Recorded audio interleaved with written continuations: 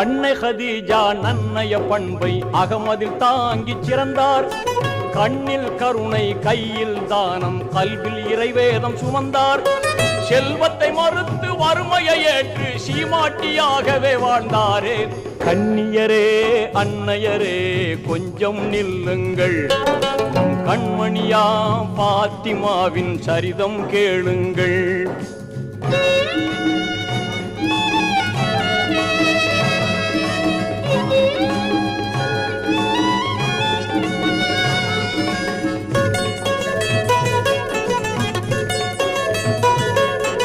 வானவர் வாழ்த்த யாவரும் போற்ற வீரர் அலியை மணந்தார்.